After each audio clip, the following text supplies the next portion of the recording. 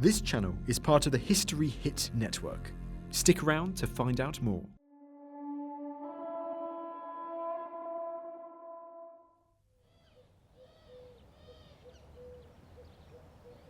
This is Ribchester in Lancashire. It's a typical bit of tranquil, peaceful English countryside, isn't it? But imagine what it would have been like to have been stuck up here in midwinter if you were an ordinary Roman foot soldier. This place would have been the last outpost of the Empire, a really barbarian place where the only thing that stood between you and instant death at the hands of some maniac Brit tribesman who'd been wound up into a frenzy by his local druid and sent herring down this hillside would have been your fighting skills and your fort and that little river over there. So how did they protect themselves? Did they just march up here in 43 AD when Claudius invaded and build a big fort and then march out again 250 years later? Or did they constantly have to adapt their tactics depending on local conditions and local politics? Well, we hope that part of the answer to that will be in someone's back garden, a local resident who's written a letter to this week's Time Team. Dear Time Team, as a retired history teacher, I've always taken a keen interest in Ribchester's past. I'd like to know more about the Roman remains in my garden and about the earlier Roman defences of the town. Yours sincerely, Jim Ridge, Ribchester.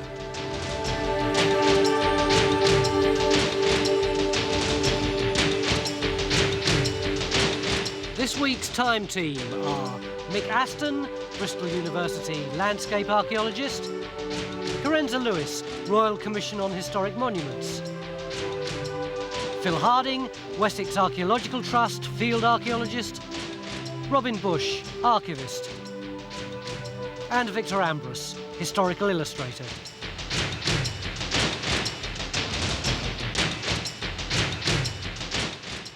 Right, 2.5 days in which to unravel the Roman defences of Ribchester. How are we going to do that? Well, the early Roman defences that Mr. Ridge refers to there's been some work done already. We know that there's ditches out here and out here. And I think if we go for those, perhaps with some geophysics and possibly even cut the odd trench across, I think we should be able to tell him quite a lot about that. But you're missing the point of his garden. He's got some Roman remains in his garden, and as far as I can see, it's, what is it, just up here in the corner here.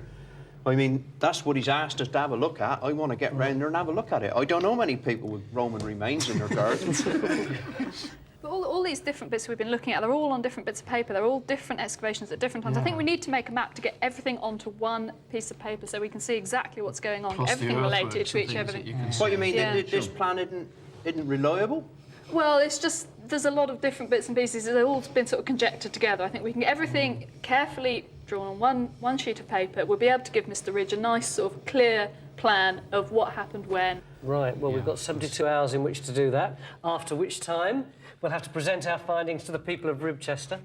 And actually, it doesn't leave very much time at all to do it, does it? Yeah. Ribchester in Lancashire lies midway between Preston and Clitheroe. Situated on the banks of the River Ribble, it's always been a major strategic site. In Roman times, it guarded both the river crossing and the main route to the north. As Carenza said, there's been a lot of archaeological work here over the years, but most of it has concentrated on the stone fort and the later years of Roman occupation after about 150 AD. Time Team, in addition to exploring the stone fort in Jim Ridge's garden, want to focus on the earlier period of Roman activity around 70 AD, when Ribchester would have been a Roman frontier town. How long have you been living here? Oh, since 1977. Yeah? But, Did you? Good God, time look at goes that. back a long way further than that. Because I first helped with a dig in Ribchester when I was 15. Was Over all 40 this years here then? ago. Was all this Well, here then? under the ground. But the plan of the fort's well known. Yeah. And I knew when I bought this place that there was part of the fort here, but we didn't know it was so well preserved. No, marvellous. Obviously, it'd be nice to be able to clean up and have a look at the floor and see what fixtures and fittings And there you might see, be in there. obviously, we could do with the professional team to answer the It's remaining nice. problems. It'd be nice. And then we Yeah. can further conserve the remains. Let's get going. Let's get on with it. History Hit is like Netflix, just for history fans. With exclusive history documentaries covering some of the most famous people and events in history, just for you. With documentaries uncovering the secrets of our earliest ancestors to the enduring mystery of Rome's lost Ninth Legion, History Hit has hundreds of documentaries with unrivaled access to the world's best historians. And it's not just documentaries either. We have a network of incredible history podcasts bringing you new episodes every day. Sign up now for a 14-day free trial, and Odyssey fans get 50% off their first 3 months. Just be sure to use the code Odyssey at checkout. I mean, here's another one, look, Tony. This road again has got one of these sort of gentle curves on it. We ought to have a look at these on the maps, because if we were coming here without knowing what had been done locally, these are just the things we'd be looking for as clues to the corners of Roman forts. You know, this does a gentle curve round, like as if it's going round defences on that side. This isn't a question of an archaeologist looking for the smallest wiggle in a road to justify... We do that. We look for small wiggles in roads because roads go more or less direct from A to B. If they do anything else, then they're not doing what they're supposed to do. And there's usually a good reason that the course of them has been altered at some stage. And it's often because they've gone round defences, you know, they've gone round banks and ditches. So if that corner really was part of the Roman defences, then they ought to find some sort of foundations of a corner tower. That's right. That's right. If it was, I mean, it may be that it was... Is this where we're going? I think so. Oh, yes, here they are. Hiya. It's Chris and John. How are you doing then? Yeah, okay. You started? See you again. See you again. What have you decided to do? Well, we understand this is the area where I actually wanted us to do the first work. Yeah. To try and locate this outer ditch. Yeah. Which, when they were doing the small excavations a few years ago, in advance of the residential home. That's right. They found a ditch more or less in this alignment across here that outside the sort of vicus or village outside the main fort. Yeah. So if they found a ditch already, why are we bothering to poke around here? Well, one thing, they only found a little bit of it, so we need to see where it's going and quite what course it's taking. And without digging thousands of trenches all over the place, a geophysical survey would hopefully get to that. I mean, are the conditions good so far? Or? Well, the geological conditions are quite difficult for the sort of techniques we use, but you know, there's still some hope. That's just cover, isn't it? Well, you know, So despite the conditions, the geophysics team start to survey the field. The hope is that their equipment will be able to detect the remains of the ditches hidden under the ground. Carenza is busy surveying the key sites in order to plot them accurately on her new map. And in Jim's garden, the dig to expose the floor of the guard tower is now truly underway.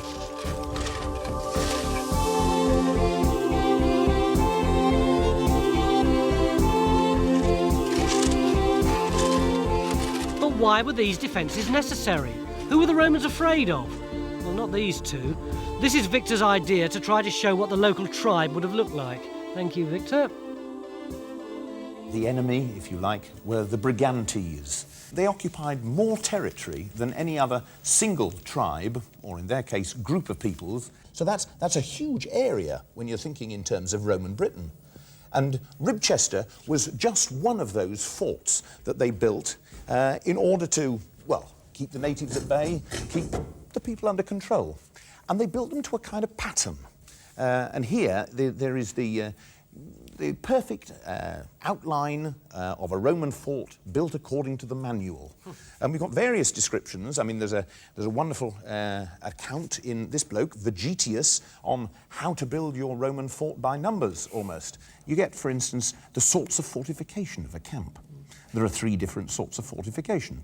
When there is no pressing danger, turves are cut from the earth, and from them a kind of wall is built 3 feet high above the ground. He even says it's advisable always to have in readiness mattocks, rakes, baskets, and other kinds of tools. This is amazing, isn't it? It's like this real Roman textbook that still exists today.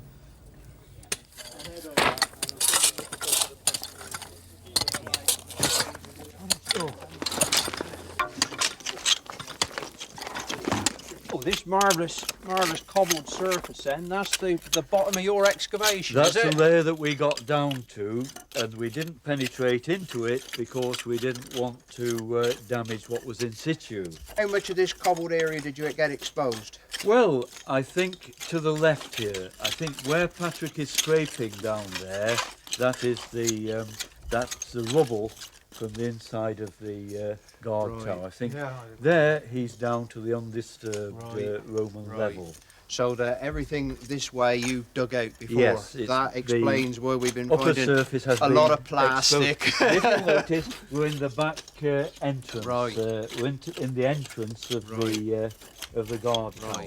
Of course, for centuries, people have been rooting through this material, stealing the dressed stone for their houses, just as my cottage there is built almost entirely from reused stone from the rampart. This is brilliant stuff. One should find out how soldiers are feeling before battle. Yeah. Explore carefully how soldiers are feeling on the actual day that they're going to fight. For confidence or fear may be discerned from their facial expression, their language, gait and gestures. Do not be fully confident if it's the recruits who want battle, for war is sweet to the inexperienced. It's great stuff, isn't it? Honestly, you just open any page. And it's just yeah. Here we are. Right. Bit of Roman architecture. Yeah, it probably is though.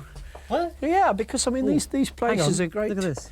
They're great quarries, you know, when they're abandoned, and it almost certainly is. I mean, that and the plinth, look, and the top. These other tops probably replacements, but yeah, I mean, people pinching stuff, you know, the ruins are falling to pieces. People helping themselves. It probably is. I was taking the mickey. I thought there was a bit of Georgian or something. No, I think that's okay. You That's what? okay. Bit of Roman. I bet the whole place is full of bits like that. We've actually done some work in the field where we saw you earlier trying to find this early ditch, and we've done a magnetic survey and a resistance survey. And as we suggested at the time, conditions aren't brilliant for the techniques, but we've actually come up with some positive results, quite exciting results, we feel. Yeah. I've got a couple of the early field plots. On one I've actually marked the line of the ditch, where we've got a waterlogged ditch and low resistance readings. This is the actual line of the ditch. You can see it curving quite nicely. You can see it quite clearly on here, actually, can't you? Still. And we're getting high readings Yeah. inside the black areas. Could that be sort of bank and buildings? Bank and buildings is quite yeah. likely. So where are we going to dig? Would it be better on the curve, do you reckon, rather than on the straight? Section. Yeah. A section across it, perhaps? Yeah, I mean, I guess it might be a little bit more interesting somewhere near the corner, but pays your money and you take your choice on a job like that, don't you? You've drawn a purple curve, but to my untutored eye, this line seems to go straight on as well as curving round. Yes, you're actually right. I mean, there are hints of maybe a further ditch continuing in this direction. Is it worth sort of trying to concentrate on putting another trench maybe there to get an idea of the line that it sets off in? Well, presumably you're going to do some more work We're going to John. do some more survey work, and we've got clear evidence of a curving ditch. But that might be the place to dig, mightn't it? Where you've got a possible perhaps straight The line. intersection of the straight line and the curve. You might get both in. Right, end of day one. 2 digs to do tomorrow. See you after the break. Oh, and don't forget, armies are more often destroyed by starvation than battle, and hunger is more savage than the sword. It's time for our dinner. Yeah. See you after the break. Drink you that.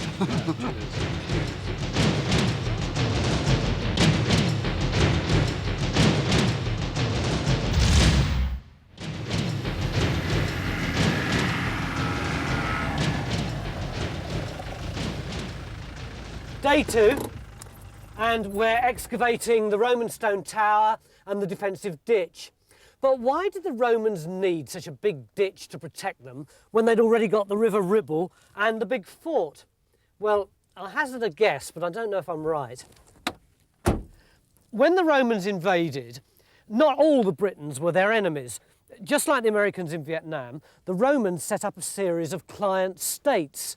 And the local chieftain around here, the Brigantian Queen Cartamandua, was definitely pro-Roman. In fact, she was so much on the Roman side that when the Celtic chief Caractacus begged asylum from her, she shopped him and turned him over to the Romans. But her husband Venusius led an anti-Roman faction, and although there was an uneasy truce between husband and wife, inevitably I suppose, there was a messy divorce, and to make matters worse, Queen Cartimandua got off with her ex-husband's armour-bearer.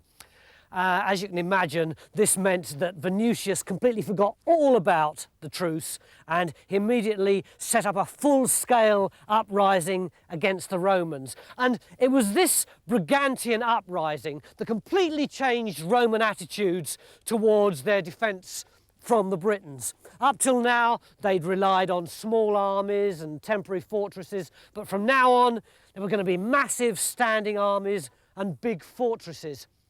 So I reckon if we can get a date on this ditch, we'll find that it was dug round about the time of the Brigantian uprising. Anyway, that's what I think at 8:32 on Saturday morning.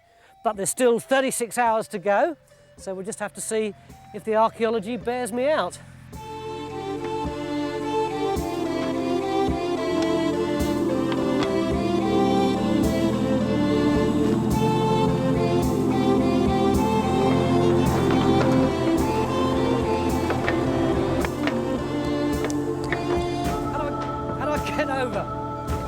At the end of the fence.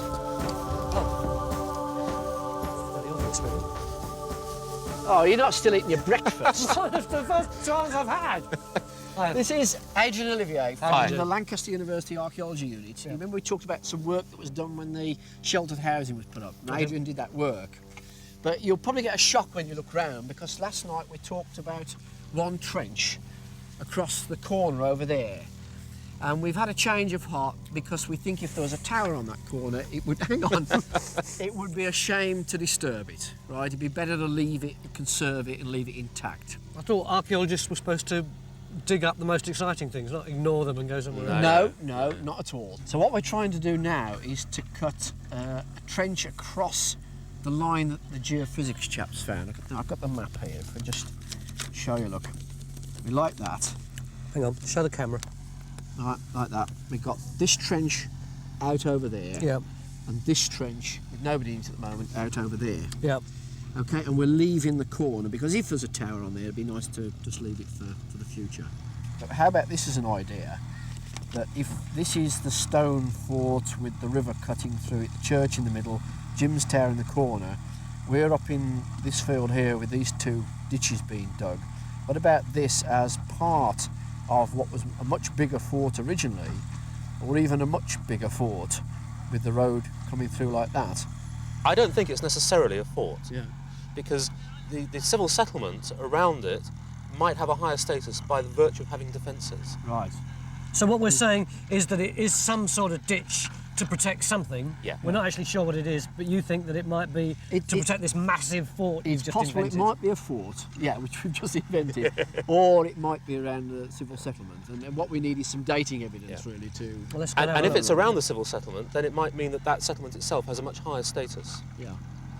More of a town perhaps than just a village. Yeah. Okay. I've got this brilliant theory that this big ditch could have been dug round about the time of the Brigantian uprising, AD 70, something like that, in order to to make sure that you know, the Brigantians didn't come charging into the fort. Do you think there's any possibility of that? It's a great story, and there's always a possibility, but no evidence. There's no evidence to anything that Mick said. As far as any of us know, what Mick said might be a load of bollocks, but you allowed that.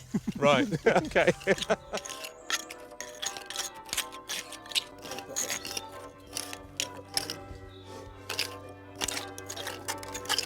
Well, what we've got, as you can see, we've got the cobbling coming up on the other side, which is probably the foundation for the main frontage of the wall. Of cobbles, yeah. And again on the back side, and then you'll notice on the back further corner, we've got some clay rising up. You can see a distinct line beginning to appear. That's right, and it appears in the base of the trench as well, virtually right the way across. Yeah. And that is almost certainly the original clay of the old wooden fort. In other words, the early pre-stone wooden fort, into which the stone fort was superimposed. I see. And what we're hoping to do now, what we want to do now, is to take most of the diggers away from here now. Yes. And take them over to where we've been doing the geophysics survey. Yeah. We'd do 2 excavations through that and try and pick up the line of the ditch over there. That's excellent. Smashing. What this clayey sort of subsoil, which, I mean, doesn't look terribly exciting, I know. Effectively, it's part of the rampart of the defences that we think was demolished, cut down at some point, and then spread flat over the field. How do you know it's not just ordinary clay lying under the earth? Because I saw it before in 1980. Oh, well, when you dug before? Yeah, that's right. The other thing while we're here is when you look out in that direction, I wonder whether that wasn't perhaps marshy or streams or something out there in the past. Yeah, it's possible, although again in 1980 we did find traces of features going off in that direction, and I think certainly your idea that before the fort there were perhaps lots of other camps is a good idea. How these defences relate to it, we don't know. So we've got 3 digs now, these 2 and the one at Jim's. Yeah, and in fact, I mean, the turf construction that we were talking about here is exactly the same as the clay that you'd see in Jim's garden. The clay underneath the stone corner tower is the clays of the earlier rampart of the fort, using the same techniques. It's brilliant. I haven't even seen this other dig yet. I'll go and have a look at that. I mean, in fact, we probably don't need to do any more in Jim's garden, I think, because we've come to the Roman rampart under the tower, and I think rather than hack all that out and again wreck it, you know, I think we would clean that up and draw it and stop at that point. What's in his tower, in fact, is the rampart of a turf-built fort underneath. Well, I think I'd like to see it before you make a final decision to stop. I think we'll stop working on it. Okay, We'll see you later. So things are moving quickly, almost too quickly for me, but it's good news because we're actually answering the second part of Jim's letter. His own garden has now produced further evidence of the earlier phase of Roman activity. Amazingly, he's got 2 forts, not just the one. This is Victor's reconstruction of how the stone guard tower would have stood in Jim's garden.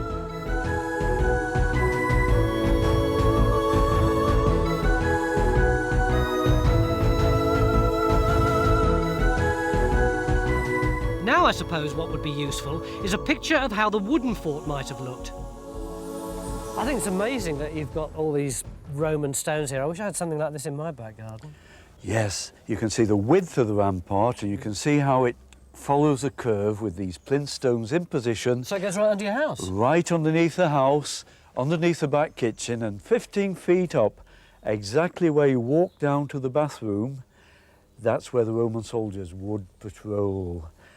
So you think about them every morning, do you? Well, yes, I do. I have a meditation about ancient Rome every morning, yes. You may have noticed that there doesn't seem to be all that much activity going around here anymore. Well, I think we've gone as far as we can go, really, and it's answered some very interesting questions. For example, we have the floor level here. And this, presumably, down here is the previous fort.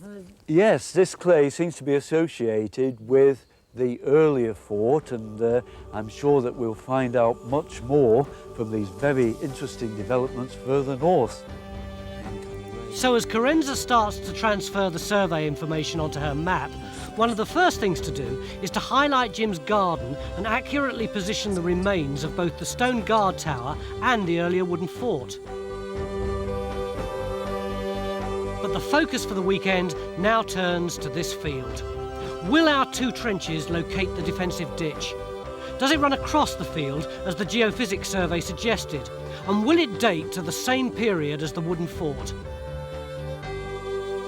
The geophysics team, meanwhile, are busy scanning adjacent fields, hoping to find the ditch continuing along the same line. Well, I think we're getting on very well over here. Good God, Al, that's altered a bit, isn't it? My God, Al, what you got here then? Well, it's easy if you drop down in the trench and I show you. Yeah. So, what you've got here where the cobbles are is a cobble foundation for a rampart. Right. The cobbles start here and go under, but the rampart starts here. Right. Very solid grey clay forming the front of the rampart, and then all the loose material retained by it at the back where it gets browner. So in fact, everything here you would have had in this enormous bank here That's then. Now the whole exactly lot's right. been slighted, ploughed all to pieces. That's exactly right. Good yeah. Lord, there ain't much left of that. Nope. And you come along and you've got a flat part, a berm in front of the rampart. Right, yeah. And it drops off down into the ditch wow, here. that's something else, isn't it, eh? But look at that, just right at the end of the trench. And it all was the same. Every What time. are you going to do about it then, Adrian? I think we need to extend. I reckon we got the time. I think we can afford to do that. Yeah, we need to get the other side of the ditch. Yeah. Not this way. That looks convincing to me. These are the few people I think you ought to meet. They look absolutely fantastic, don't they? About keeping something up your sleeve. No wonder right, the Brigantes that's right. lost. Wow. Hello there, Chris. This is Tony and Robin. Hello, Tony. Hi. And I thought they ought to meet some sort of genuine Roman soldiers, Roman legionaries. The thing about the Ermine Street Guard is that they are authentic, and archaeologists, conventional archaeologists like me, have a tremendous respect for them because of the authenticity. And is this punk headdress, is that for real? Yeah, that's totally correct. The centurions always wore them across the helmet, as you can see, not from front to back. And that would made of horsehair. That's great. Yeah. Let's have a look at a private. A melees. A what? A melees. Ordinary That's what soldier. Ordinary soldier. You put your shield down there, they can see the... Vegetius says, let the adolescent who is to be selected for martial activity have alert eyes, straight neck, broad chest, muscular shoulders, strong arms, long fingers. Let him be small in the stomach, slender in the buttocks, and have calves and feet that are not swollen by surplus fat, but firm with hard muscle. When you see these points in a recruit, you needn't greatly regret the absence of tall stature. I like that sentiment. What's this little bag? This is basically a marching pack, which each man would have carried. It would have carried 3 days' worth of corn in this bag, a cloak probably in this bag, along with his own personal effects and cooking pots, and that was it. So it really is like a kit bag? But yeah. And then you'd carry it over your shoulder? Carried on over your shoulder, yeah. Can you talk us through the armour as well, Chris? Because, you know, this is all based on excavated bits and pieces and so on, and you know, carvings and all the rest of it. Looking then at the equipment of the legionary soldier, by this time you've got this imperial Gallic helmet is developed. You can see with large cheek pieces to cover the sides of his face, large neck guard at the rear of the helmet, and here we got a reinforcement which would help to take sword blows if they came down at the front. The body armour is based on an exciting find that was made at Corbridge on Hadrian's Wall. It's called lorica segmentata. Simply means you've got segments of metal which are joined together internally, if you can see, on leather straps. And this makes the armour flexible and means that the soldier can move about quite easily inside it. He's got a military belt around the bottom of the armour. And at the front of the belt is this apron which everybody talks about, which is perhaps more for decoration, but maybe psychological to protect the lower stomach and private parts. Although we find that the protection is more psychological than practical. You can see it's quite easy to draw the Nearly sword killed the cameraman. on that side. And that means that you can keep your shield nice and tight to the body and not have to move the shield away to draw the sword. It's an incredibly outlandish costume, and it actually must have felt as outlandish to the Britons then as it does to us now. I can imagine if you were just, working away in your hut and you suddenly saw 5 blokes like this coming over the horizon, you would be really freaked out, wouldn't you? It certainly would have been intimidating, yes. That's the word I was looking for. Yes, that's right. Okay! Iche! Sin. Certainly very impressive, and it does really help to visualise things as they might have been. But we thought we'd go one step further. Their equipment is as authentic as it can be, but does it work? We asked them to have a go at digging a defensive ditch using the same kind of tools that the Roman soldiers would have used in 70 AD.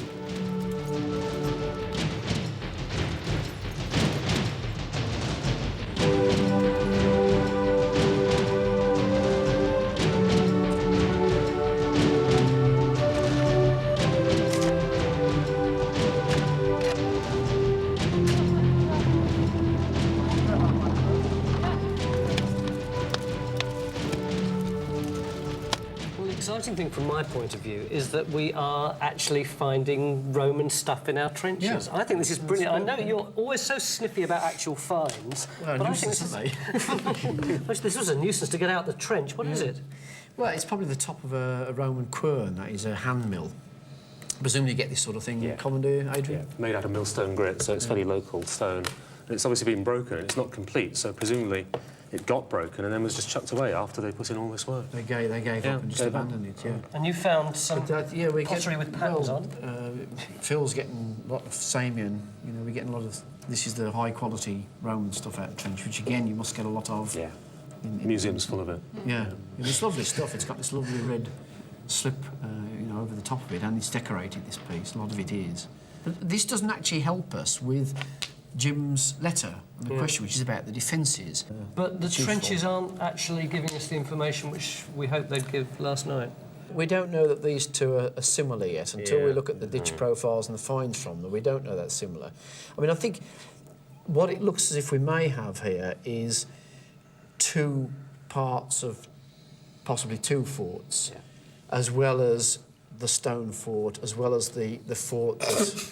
No, hang on. This is 4 forts. Yeah, well, that's not unusual, because wherever these areas are dug, you get marching camps, temporary camps. They demolish a place, they relay another lot out, there's another lot of trouble, they send another lot of troops in, they build another one, and you end up with this great sort of stack of sort of playing card-shaped forts all over the place. There's a place called... second forts. At the moment, it seems to me that what we've got is the possibility of little bits of a whole variety of forts all over the area that we've been looking at. But at 6 o'clock tomorrow, we've got to make a presentation to people, and incidentally, we're supposed to be making a television programme, at the end of which, hopefully, we've got some coherent evidence. Well, we can't work on all of these. We just haven't got the resources. So what can we do in order to try and make sure that we've got something tangible? Well, we've talked about this, and I think what we've decided is that we're going to carry on with this one and go down, because... We want some dating evidence from the ditch. Adrian's happy with that. This one, we think we should go for the stone layer and see if there's a ditch under it. It'll either have a bank and a ditch, or it won't. Either way, if we think it'll be useful to us. Given the amount of time that it took today to dig those 2 trenches, if we continue digging both of them, don't we run the risk of doing 3/4 of 2 jobs rather than simply doing 1 job well? No, I don't think so. I think we have the capacity to do both, and we need answers from both questions. Yeah. But what I'm trying to prove, and so obviously you've got to fit your evidence around this hypothesis, is that there was a big expansion of defences at the time of the Brigantian revolt. Do you think you can help me out on that? I think that's possible. If we need the dating evidence from the bottom of there to see whether we're in the same sort of period. And we get that tomorrow, we hope. Great. So just hang on. Just hang on. Nearly there.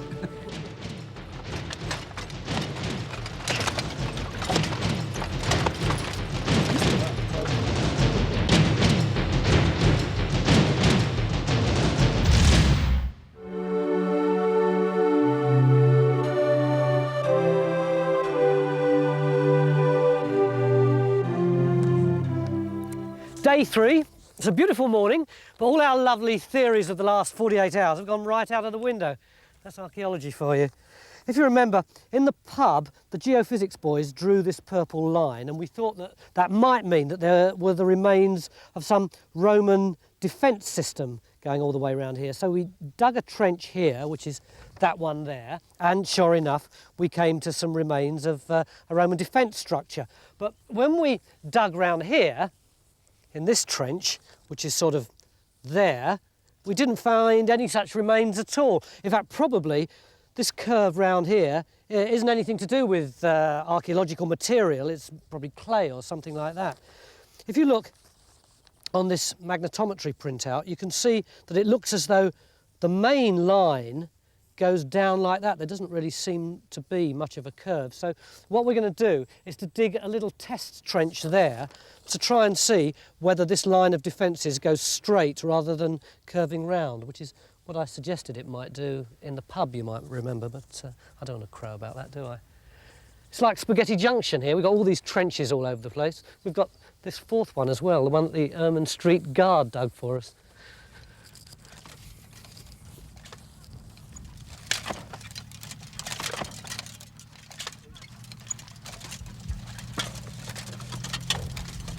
Have you found any evidence of anything? No, nothing at all at the moment. Just lots of mud. A bit of a relief in a way. We've got so much conflicting evidence that if you found anything here, I think we'd have been even more puzzled. Anybody hurt themselves? Well, Andy's got a big bruise on his arm where the shoulder pieces have dug into him, where he's been lifting the basket. Yeah. Obviously, things we're learning from the exercise that what it's like to work in armour when you're digging. Why did they work in their armour? Why didn't they just work in the tunics? Well, obviously, if it was in a peaceful environment, if it was a practice camp, then they might just be in the tunics. But they were expected in hostile country to still keep their body armour on. Do people take the mickey out of you much for dressing up in costumes and marching around the countryside? Well, initially there are some people who do think it's a bit of a weird thing to be doing, but as soon as they realise that it's a serious study of the Roman army and that everything is made as authentically as possible. This is stuff that you found, what, in the village, Tim? Or down by the river. Down by the river, right, OK. Oh, well, that's all right. I think we know what that is. That is almost certainly the top of a big amphora jar. I think the best thing is if I draw it for you. This would be the top, like that, and then it would sort of go something like that. Sometimes with a big handle on, sometimes with two handles on. And the way to think of these is as a sort of packing crates of the Roman period, because the main things that came in them were oil and wine, and horrible smelly fish sauce called garum, which they used to spread on bread. Rotten fish, that was. And then when it was empty, of course, they would use it for storage. And what you've got there, that bit there, is the top lip, like that. So it would have stood about that sort of height, up like that. Yeah, this looks just about the right place then, because you've got a good line that goes straight the way down there. So yeah, I mean, good place to dig. And well, about 5 hours. Do you reckon we can get something in 5 hours? Yes, I think no problem. Well, let's hope anyway. Well, that's right. Kath seems confident, so fingers crossed, and the Ermine Street Guard are making good progress. But what about our other excavation, Trench 2, which failed to find the defences? Was that a waste of time? Well, apparently not, because what we have here are signs of occupation. This is the trench where the quern was found, but most significant of all is this post hole from a timber building. This is clear evidence of a settlement and fits in with the theory that the ditch we're looking for might have been built to protect the area outside the fort. I tell you what muddles me. Every time you talk about the ditch, I think of this long trench here. That's a ditch, isn't it? Well, not really. This is the limit of our excavation, the rectangular box. Yeah. The Roman ditch you can see running across the excavation, and that's the top of the Roman ditch. Well, that guy's shoveling there. That's absolutely right, yeah. Now, what's happened here is we're looking effectively at the surviving bit of rampart that would have defended whatever was back here behind the ditch. And they laid down the foundation of cobbles right the way across to give a firm footing. Yeah. Then they cut the turfs from off the top of the ditch and stacked them there. And you can just see the bottom of the vertical face. So the rampart would have risen like that, and then the spoil from the ditch, the soil, would have been piled behind the rampart here. So effectively you've got a ditch that people fall into, and then they climb out of the ditch and they walk into a killing ground. Hang on. So your enemy is charging across the field, and they have to drop down into this deep ditch, which is obviously much deeper than it is now. And then they scramble up the other side here onto this bit that you've eloquently called the killing field. It's the berm. We call it the berm. Yeah. And then there are people standing on the rampart throwing nasty pointed things at us. So then they'd have to try and scrabble up onto the turf. Well, it's a bit higher than that. It's about this high originally. So where you are is as far as they would have got. So then what would happen to them? Well, they'd be dead. So in fact, they'd be fighting upwards like this. Yeah. You see, I have a fairly good height advantage over you anyway already. So we're depending on Kath. Can she find the other end of this defensive ditch? And can Phil, who's helping out in Trench 1, find any datable evidence by digging a bit deeper? At least everyone now agrees that this should be the right line to dig. Even the geophysics lot, whose survey of the next field showed signs of the line continuing in that direction. The geophysics team have now turned their attention to tracing the outline of the early wooden fort. These are the first two grids. And we've now actually done a large area. And... Cool. So, it's great, isn't it? Looks like a Roman villa, doesn't it? It does look... we actually thought it was a Roman villa. I mean, is this not, one of these apsidal things on a bathhouse? No, it's a playing field. What? Oh, you mean a football field? A football field. Oh, God. This is now...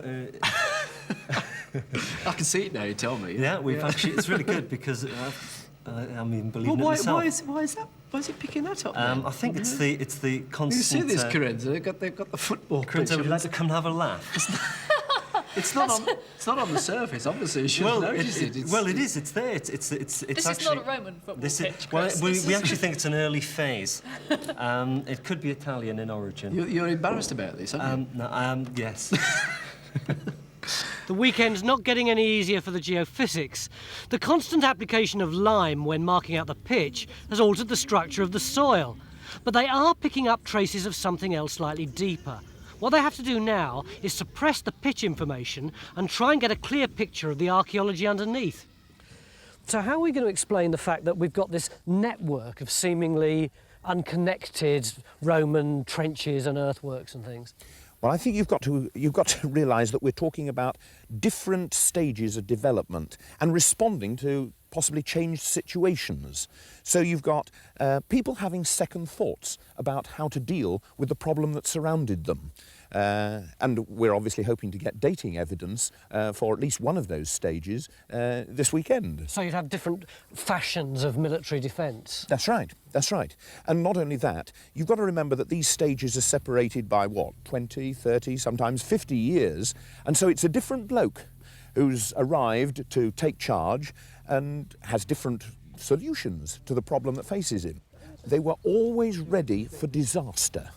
I suppose every Roman general, bearing in mind disasters of the past, was determined that it wasn't going to be put down to him if he got a surprise attack or a surprise ambush in the middle of the night. He was going to make jolly sure that it didn't look bad on his CV. Yeah, that's changed again, Adrian, from what it was. Totally different shape. Yeah, every 5 minutes it changes. Yeah. But this is the last time, because I think we've just actually got the bottom now. And what have you got? Well, it's the same sort of sequence that we saw earlier. I mean, there are three ditches, or at least 3 phases to this ditch. But what we've just discovered by cleaning back this section is that where we thought earlier on this afternoon that it might be a military ditch, and now I'm absolutely convinced because it's got a very distinctive profile. If you sort of look down the side here, we have a virtually vertical edge down the face that's presented to the attackers, and then a much more gentle slope, a sort of asymmetrical profile. And that's also in the Roman military manuals. I mean, it's called a Punic profile ditch. Punic ditch? Yep. And I'm absolutely convinced that this earliest phase of ditch, therefore, is a military ditch. And what was different about a Punic ditch? Why did they dig it that way? It's just a yet another means of keeping people at bay and making life more difficult for them as they approach the rampart. It means they fall down a steep slope, yeah, and then they're wide open for attack off the ramparts down the gentle slope if they're pinned against the back. Yeah. Is there any date connotation to that, Adrian? Not really, no, I don't think so. I mean, I suppose I'd say they were earlier rather than later. Yeah. Great. But I'm always optimistic. What about any finds to help date it for us? I'm afraid not. I mean, from this lower military ditch, which this is what survives of it, I'm afraid it's completely sterile in terms of finds. We've got a few pieces of undiagnostic Roman pottery, Samian and courseware, from the later recut, which you see is completely different in character, because it's a much broader and slightly shallower ditch with this primary silting in the bottom. And we can say that that's Roman, but I'm afraid that doesn't help us very much, because we knew it was Roman anyway. I wish we found a coin. Oh, you are a misery. Never satisfied. We may not be able to date this Punic ditch, but it's fantastic that we have some more evidence from the early period of Roman activity. And we have the ditch dug by the Ermine Street Guard, which is now finished. It may be small, but it's been a worthwhile exercise because it allows the archaeologists to see a ditch dug with authentic Roman tools. And this will help them understand the rotted turf remains which they encounter during an excavation. All we need to do now is to find out whether the Punic ditch carries on in a straight line. Was I right? Well, I feel quite embarrassed here, actually, because both of you on independent occasions suggested this is where the ditch would be, and we all wanted it to go across the field. So now it's here, Kath. What have you got? Well, we've got the outer edge of the ditch sloping down there. It was seen earlier, very slight slope. There's still some fill in the bottom underneath the black and white pole, but now it's, what, nearly 3 o'clock? It seems about time to pack in and record it. And you'd have to take the trench a lot further back to get the bottom of the ditch. To get the bottom of the ditch, ditch, you're confident yeah. this is the same as what Adrian's got on the other side? Absolutely confident. I mean, the material in it's exactly the same. You happy with that then? I'm over the moon. All right then, Jim. Absolutely. We're nearly there, Fantastic, I think. yes. Just with literally the last hour to go. Yeah. We may well be able to give you some answer to that letter now. So just enough time to get ready for the presentation. The line of the Punic ditch can now be added to our archaeological map of Ribchester. By examining the map, it's clear to see that this line joins up with the others found by the geophysics team and Carenza during her survey. So what we have is one big defensive ditch running around the town.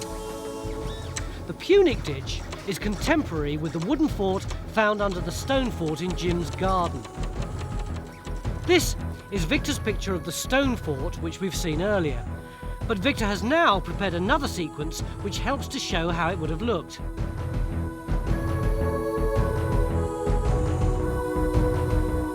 Brilliant stuff.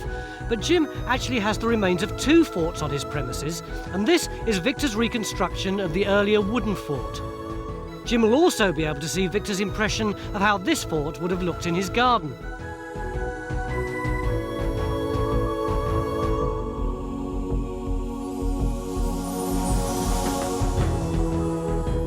The geophysics team are hurrying to get ready. Their work at the playing field site hasn't been wasted. They believe they've discovered Roman roads associated with the early fort. All of these will then have to be included on this picture, which will show the various phases of Roman activity.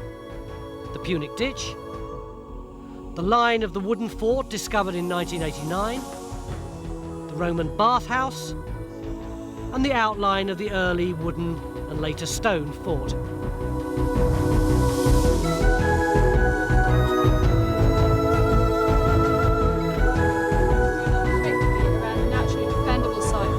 Of the river actually came.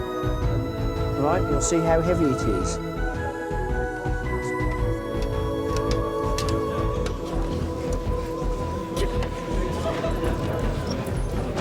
It's quite heavy. Well, it's 6:05. All the local people are here, so let's find out what the archaeologists have got to say. This is the sum total then, Jim, of all that we've got, your garden, all the previous excavations, geophysics areas and so on. You happy with that, are you? Impressive, I am indeed, yes. How remarkable in such a short time. I wish they'd come and do it to my village. Yeah.